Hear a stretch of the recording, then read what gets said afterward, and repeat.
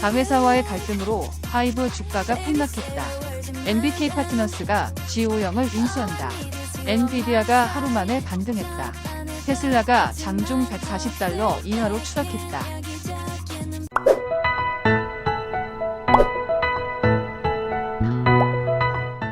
4월 23일 화요일 출근길 주식 시황입니다. 전일 뉴욕 증시는 일제히 상승했다. 다우존스는 253.58포인트 상승한 38,239.98포인트로 마감했으며 S&P 500 지수는 43.37포인트 상승한 5,010.6포인트, 나스닥은 169.3포인트 상승한 15,451.31포인트로 마감했다. 이란과 이스라엘의 전면전 우려가 약화되고 기술주들에 대한 저가 매수세가 유입되면서 뉴욕 증시는 일제히 상승했다.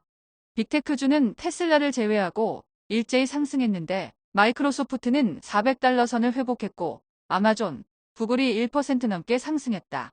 지난 주말 10% 폭락했던 엔비디아가 4% 이상 급등하고 마이크론도 2% 넘게 상승, AMD, 인텔 등 주요 반도체 업체들도 일제히 상승하며 필라델피아 반도체 지수는 2% 가까이 상승했다. 뉴욕 증시의 상승에도 전기차 업계는 리비안을 제외하고 일제히 하락했는데 테슬라는 중국 및 전 세계적인 가격 인하의 영향으로 3% 이상 하락하며 52주 최저가를 기록한 반면 리비안은 인력 감축 등에 힘입은 저가 매수세 유입으로 2%가량 상승했다. 10년 만기 국채 수익률은 4.611%로 하락했고 2년 만기 국채 수익률은 4.973%로 상승했다. 원달러 환율은 1,380원으로 상승했고 서부텍사스 중진유는 배럴당 81.9달러로 하락했다. 비트코인은 66,000달러대 중반으로 상승했고 이더리움은 3,100달러 후반대를 기록하고 있다.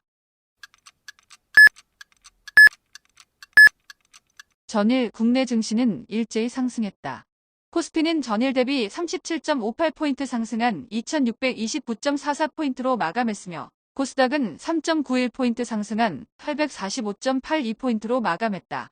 지난 주말 엔비디아의 충격에 반도체주가 큰 폭으로 하락했지만 2차 전지 및 밸류업 수혜주들이 급등세를 보이며 국내 증시는 일제히 상승했다.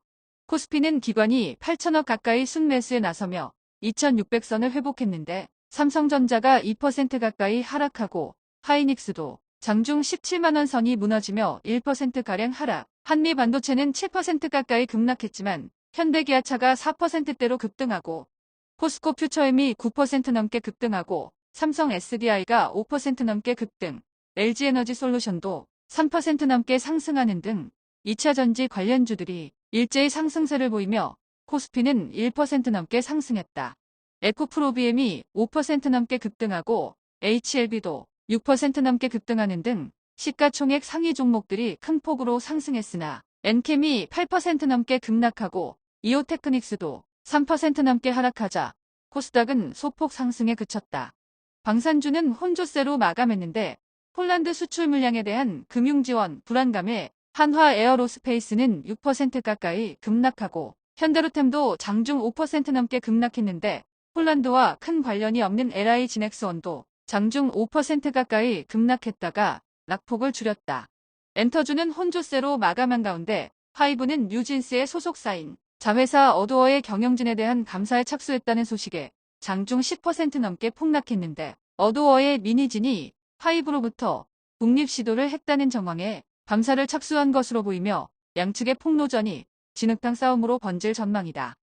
건설주는 모처럼 상승했는데 환율 수혜와 1분기 실적 선방으로 동반 상승한 가운데 현대건설, GS건설, 대우건설 등은 2%대로 상승했고 삼성물산은 밸류업 수혜까지 겹치며 6% 이상 급등했다.